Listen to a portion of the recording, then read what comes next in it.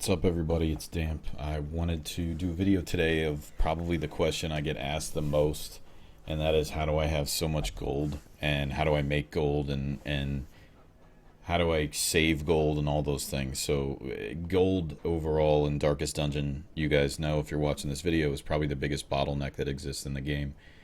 One of the things that gets asked most commonly to me is, holy crap, how'd you get all that gold? Well, first of all, this is like week 300. A week 199, I think I passed 1 million gold, and I've had as much as about 1.4 million gold.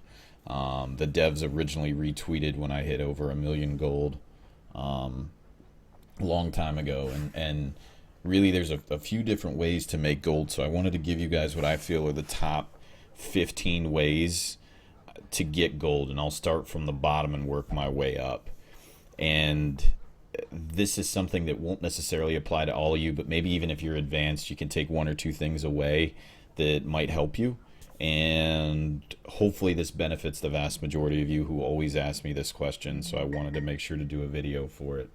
So first of all, to kind of start, we'll start with gold and how you acquire it. So you typically get gold by completing missions, defeating mobs, interacting with curios, and then saving it is probably the biggest thing I would tell you. But so you kind of know the basic ways to get it, obviously, or you wouldn't be here watching this. But there's a lot of ways to spend it, and there's ways to spend it efficiently, and there's ways to kind of waste gold. So without further ado, as they say, we'll go into number 15. So number 15 I have is pretty basic, and really it starts with just, instead of using early on in the game, instead of using the keys on the heirloom chests, just loot it and take the risk that you may take some damage and you may take blight or bleed, but take the risk and open it without the key, and you have, I believe it's 75% chance you're going to come away with gems and gold.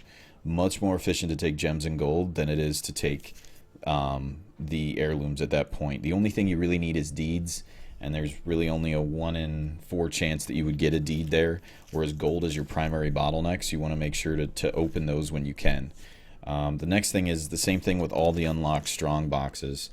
Just take the risk, unless you're really low on health, have your highest health character, or one who has the most resist to blights or bleeds, depending on which instance you're in or which dungeon you're in. Take the risk and open them.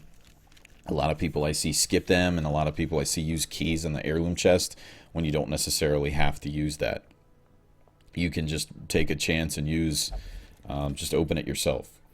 Another thing that kind of falls into this, and I only really covered those 2 curios because they're the ones that are in all of the dungeons. I didn't want to go through and kind of go through the entire list of every curio and where you're going to get gold from, but those are 2 that I think can be addressed globally.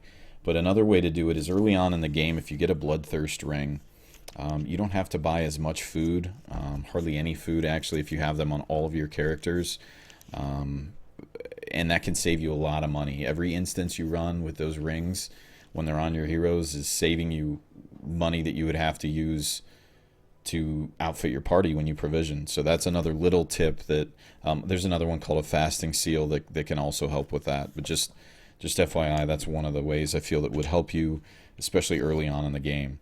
So moving on to number 14 is, a lot of people don't know that Kleptomaniac and Egomania have the chance to steal items from your party, which will reduce your gold output. So when you have those, you may not want to bring those characters on dark runs you're doing, or if you are going to bring them, know that they do have a possibility that you'll take your stuff. Most people know this, but some of the newer players don't.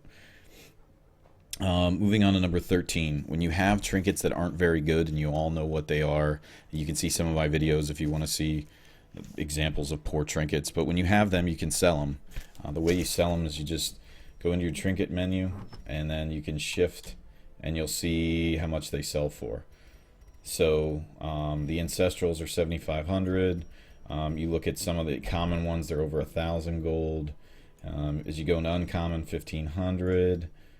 Going into very rares are 3,750, and you'll see that I haven't sold any of my trinkets since I've never sold any of them on this play, and the reason is that often when you get into patches and hot fixes, these trinkets get balanced. So some of the best trinkets in the game, like the tough ring, are now some that are really pretty mediocre. Hell's Hairpin used to be the best trinket in the game. Now it's actually minimally useful. So know that if you sell them, you probably don't need any more than 4 of one trinket, unless you're just too lazy to swap items like I am. I don't want to swap items off people. But at this point, I could probably be selling a ton of them. I just don't, just because I've never sold any on this playthrough. But that's another way you can make some quick gold. Moving on to number 12, especially in the beginning of the game, don't keep all the deeds or the heirlooms. They keep the heirlooms, not deeds. Deeds you want to keep early in the game, but these take up a lot of space and your inventory, and you don't need most of these early on. You really want to focus maybe on a few crests, but primarily the deeds are your bottleneck early on, so you can upgrade your stagecoach first. So when you're doing that and you're going through a dungeon, keep in mind that you don't need to keep the heirlooms. Sure, they're useful eventually, but the gold is much more useful than the heirlooms, so prioritize early on to keep the gold. Next thing you can do to kind of increase your gold output is when you're looting and you're going through a dungeon, loot things on your way back. So what I mean by that is if you know you're going to have to pass a chest again later on, or a pack, a discarded pack, or even a sack, wait until you come back and let your torchlight go down a little bit so that you're able to get a better loot roll when you go back and pick it up. So for those of you who don't know, the darker it is, if you highlight your torch up here at the top of the screen when you're in a dungeon, you're able to actually see if your loot's going to be increased or not. Walk around a little bit until that loot is increased, and then go from there, and that should usually allow you to loot and get a better loot roll. Moving on to number 10, and this is basically 2 tips in one. So in the Warrens scene, yeah, and in the Cove scene, yeah, you have free chances to get rid of these negative quirks. So how do you do that? So in the Warrens, bring some extra torches, and anytime you run across scrolls, you're going to light them on fire. In the Cove, anytime you run into coral, use herbs in there, so bring a few extra herbs and utilize them on the coral, and that will, same thing, get rid of some of your negative quirks. That's a good way to save a ton of money at any time in the game, really, because negative quirks are always expensive to get rid of. Moving on to number 9. So a quick way to reduce stress, which is a big gold bottleneck, is to bring characters who have good chances at disarming traps. Those would be your grave robber, your highwayman, or I'm sorry, your houndmaster, and your highwayman. Those are usually the best 3 when it comes to going in and disarming traps. So if you disarm traps, that allows them to have less stress and take less damage, less chance for a blight or a bleed, meaning you could maybe save utilizing a bandage or an anti-venom. But utilizing somebody who can disarm traps can often save you some gold later on with having to reduce stress. Number 8, another quick way to reduce stress, and I shouldn't say quick, but another great way to reduce stress that's free, is just not using those characters for a couple weeks. Every week you go through in the game, if somebody has stress, there's a little bit that will go down. So that's kind of like a free stress reduction that you don't have to pay for. So park somebody you don't want to use for a few weeks and let their stress go down. Number 7, bring characters, like I just mentioned, that have the same ones that have good trap disarm, usually have pretty good scouting. The grave robber really excels here. You could give her the survival guide, which I'll show you guys. And I've already covered how useful I feel this is. You could give her a survival guide, which gives you 10% scouting chance, 10% trap disarm, or another one that's really, really, really good is the Ancestors map. And I don't know where it is right now, but it's on one of those characters. I don't want you guys to have to wait to see it. But those are good ways that you can avoid taking damage and taking stress. And that's when somebody scouts, you can actually avoid certain fights. You can avoid certain traps if you can't disarm them for whatever reason. You can really prioritize the rooms you want to select, which allows you to reduce the amount of stress and damage you're going to take. Moving on, number 6. Number 6 is pretty simple, and a lot of people talk about this, but at level 0, run some dark runs, or run some dark runs on some of your characters that you're probably not going to keep, that are going to incur a lot of stress, and then kind of just dump them. Go in here and click dismiss hero and send them away, and then replace them with somebody else. But those dark runs are a great way to get through the initial bottleneck of gold. Also, another thing to consider is if you're having a really crappy time at getting healers off the stagecoach early on in the game. Just run 4 guys through that you don't really want to keep as far as they can go in a dark run, and then abandon it. The stress that they're going to get doesn't really matter. And then what you can do is take the gold that you got from them and at least keep it. It's better to abandon with gold than it is to continue to go through and risk that you're going to lose your trinkets and your gold. Number 5, don't upgrade skills and weapons early on until you have quirks you want to lock. And here's something that came from, I believe it was Chris that tweeted me at this last June. He said one of the hints that they give new players is don't invest in anyone until this resolve level changes colors. So notice this is just white until you get to level 3.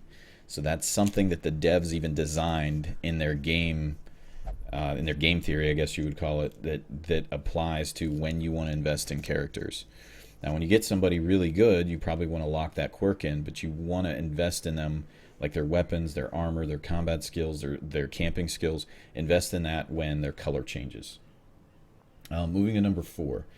Dismiss high-stress people that you aren't going to keep. So again, this is really talked about. It's a pretty common tip, but dismiss the people that you aren't going to keep, especially early on, that have high stress. Do not invest in reducing their stress. Don't lock quirks in them if you're not going to keep them. Just dismiss them. Moving on to number 3.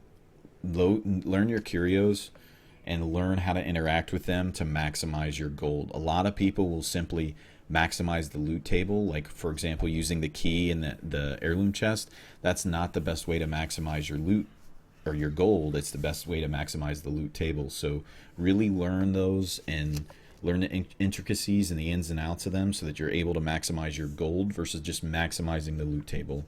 Hopefully that makes sense. Number 2, save your gold. But we've already kind of talked about a few strategies, but the best way to do it is to save. And really, by being able to save gold, I mean, I didn't get to 1,000,000 gold because I went out and spent on everybody. I had a really good varsity team or A team or whatever you want to call it that I ran through the dungeons, and I really began to learn towards the end of dungeons the best way to save gold is really by camping as far into the dungeon as you can. Save a camp space until the very end, your last room after you clear the dungeon, then camp. If you don't need the buffs and you have a pretty good trinket selection, that's a great way to save money.